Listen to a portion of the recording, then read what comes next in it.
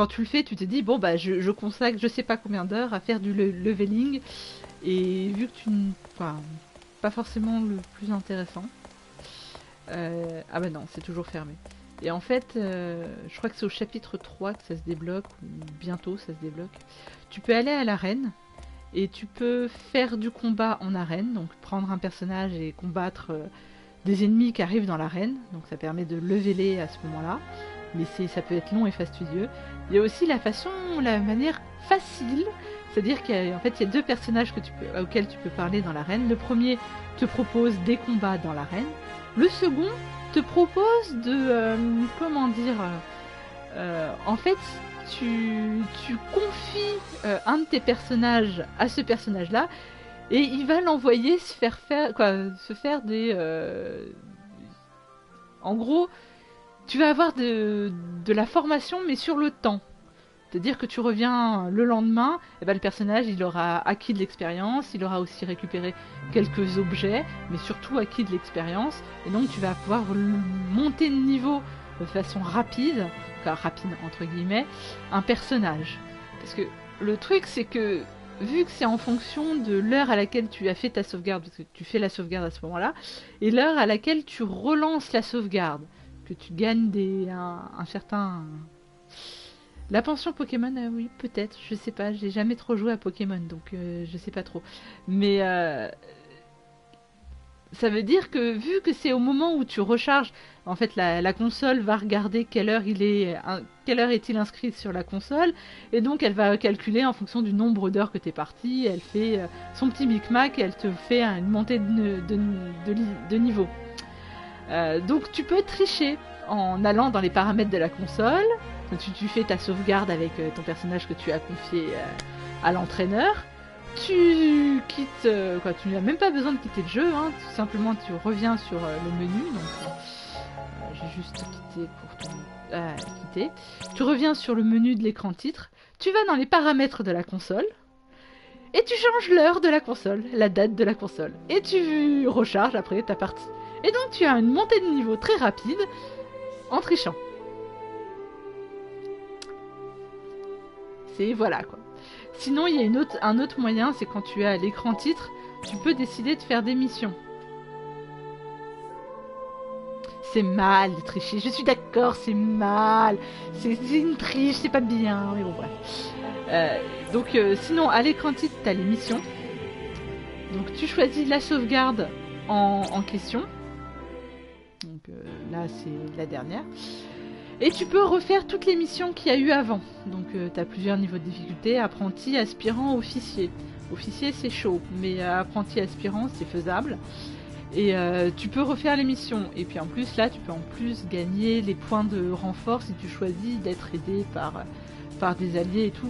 Je trouve, franchement pour faire de la montée de niveau, je trouve refaire les missions précédentes la façon la plus sympa de monter de niveau. Et donc tu choisis ton équipe et tu vas faire les missions. Et tu fais autant de fois la mission que tu veux. Et ça évite de consommer du temps finalement. Parce que vu que tu n'as que 12 heures... tu as un laps de temps qui est défini entre deux missions. Donc là par exemple pour la prochaine mission dans le jeu j'ai 12 heures. Ça veut dire, comme tu sais que si tu veux faire les dialogues avec les différents personnages, si tu veux avancer un petit peu là-dedans pour mieux connaître les différents personnages qui sont dans ta team et tout, rencontrer les personnages qui sont dans Academia, et aussi augmenter aussi certaines caractéristiques de ton personnage, parce que quand tu vas voir le Mog qui est dans la classe de la classe 0, tu peux augmenter la magie, tu peux augmenter aussi... en fait, avoir des cours sur certains domaines, donc ça peut être la magie du feu, ça peut être la magie de défense, ça peut être plusieurs choses.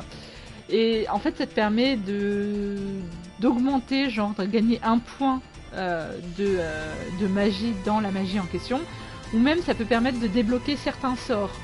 Donc c'est vraiment intéressant d'aller suivre les cours que propose le MOG.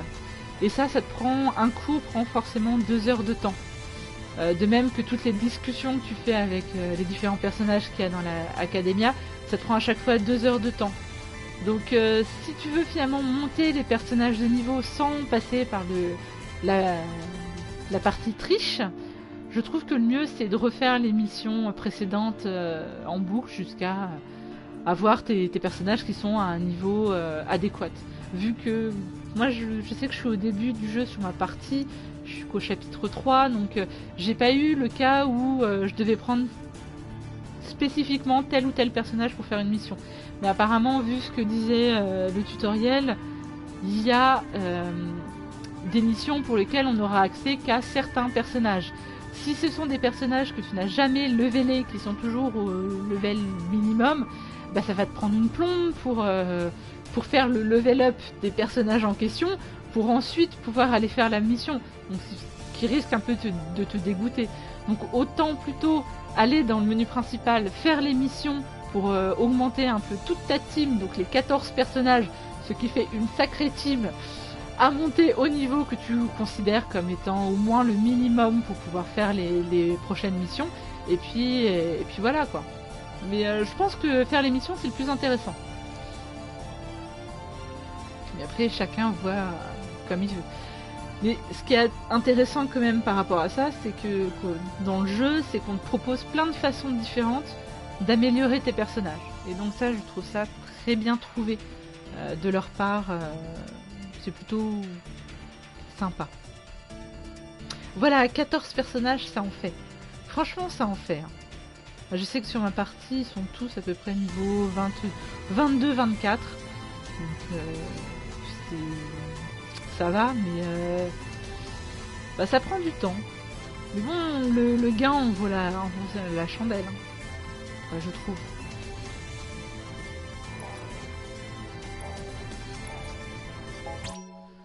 Donc, franchement, un bon jeu. Un bon FF.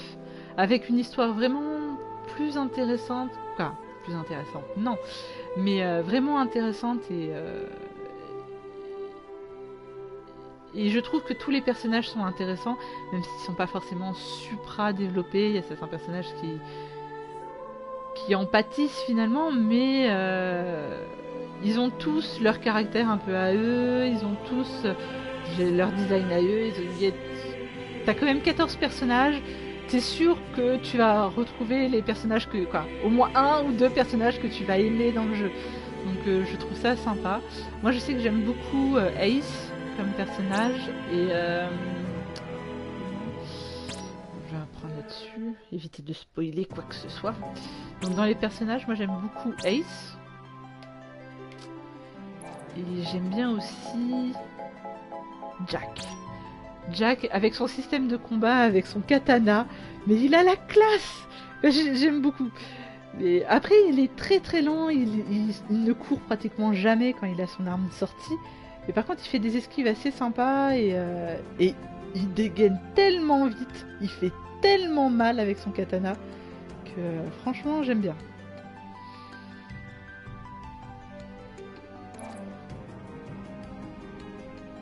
Après, il y a Queen qui est sympa en tant que magicienne parce qu'elle a beaucoup de points de magie. Donc, plutôt intéressante et elle se bat à l'épée. Ça, c'est pas. Lui, il se bat avec 2 pistolets. King.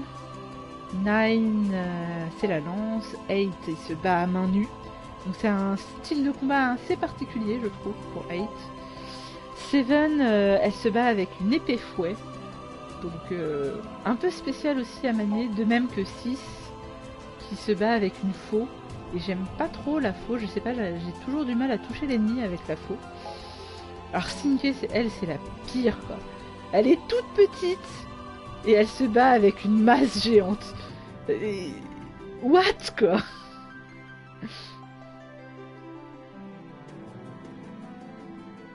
Non, je ne mangerai pas de chocobo. Non. Alors que je sache, il n'est pas possible de choisir de manger un chocobo dans le jeu. Hein. Tu peux pas faire un ragoût de chocobo de toi-même, quoi. Et je ne pense pas qu'on soit amené, ne serait-ce qu'une seule fois dans le jeu, à manger du chocobo. En tout cas, j'espère. Ça me ferait mal aussi. Hein. Cater, elle a un cristolet. c'est un nom ridicule pour un pistolet qui envoie des balles de magie. Trey, il est à l'arc.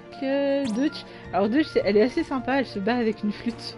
Et c'est assez drôle à faire. Et elle est super puissante en fait. Elle a un système de combat très spécial, mais franchement... Et c'est ça que j'aime bien, c'est que vu que t'as plein d'armes différentes, t'as plein de styles de combat différents, et donc tu peux vraiment trouver le style de combat que tu aimes. Et moi je sais que j'aime beaucoup le style de Ace avec les cartes, parce que c'est un système de combat à distance finalement, et j'aime bien battre à distance. Tout en ayant un débit assez rapide, en comparaison avec... Trey, lui, c'est à l'arc, donc... il n'est pas forcément, il n'a pas une cadence de tir très élevée. De même que Cater et King, je trouve pas qu'ils aient des cadences de tir super élevées. Je préfère Ace en distance. Ah non, elle joue de la flûte. Elle joue de la flûte. C'est assez magique, quoi. Quand tu la vois en combat, c'est assez intéressant. C'est le personnage, tu te dis, elle se bat avec une flûte, mais elle sert à rien. Et en fait, elle est très utile, très très utile, parce que elle a une compétence, quoi. La première compétence qu'elle obtient, c'est celle de la marche exaltée, je crois. Et en fait, ça permet de booster, donc de booster les compagnons qu'elle a autour d'elle, et elle aussi d'ailleurs. Donc ça permet que les compagnons peuvent faire plus de critiques. Ils tapent plus fort, ils ont une meilleure défense, donc bref, un vrai boost quoi. Elle met des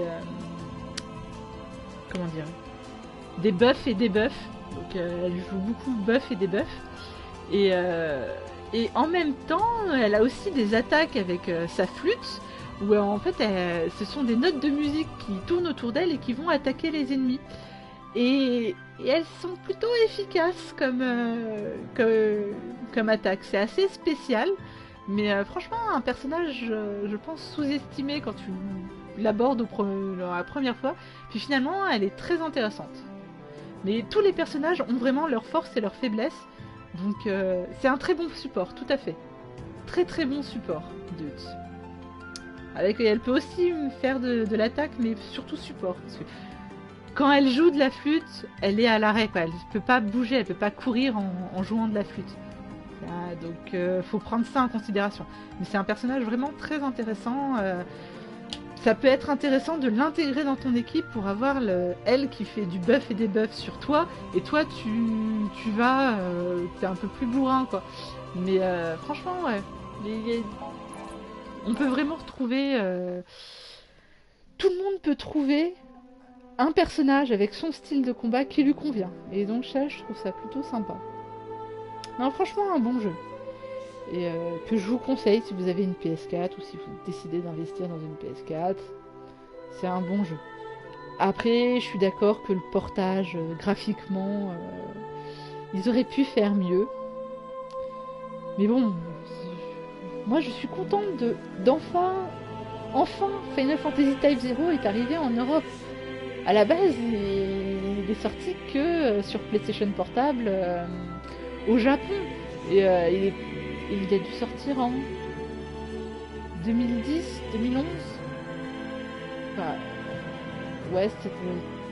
je sais plus, ça fait un moment en tout cas. Et ils avaient jamais... ils voulaient pas le sortir sur PSP dans les autres continents, parce que là où au Japon la PSP c'était extrêmement bien vendu, c'était loin d'être le cas aux États-Unis et en Europe. La PSP, elle était en train de mourir au moment où il est sorti, donc c'était pas intéressant pour Square Enix de le sortir. Et là, ils nous l'ont sorti, l'édition est plutôt bien, bon, graphiquement ça pêche un peu, mais ça fait quand même plaisir de retrouver cette histoire-là. Et en plus, ils ont rajouté quelques trucs en plus, bon, pas grand-chose, il y a au moins la fin secrète qui a été rajoutée, et qui annoncerait une suite à Final Fantasy Type 0. Mais apparemment, Tabata-san disait que quand ils ont eu fini de faire le portage HD, Et en fait, ils ont tout de suite été, l'équipe a été tout de suite mise sur Final Fantasy 15.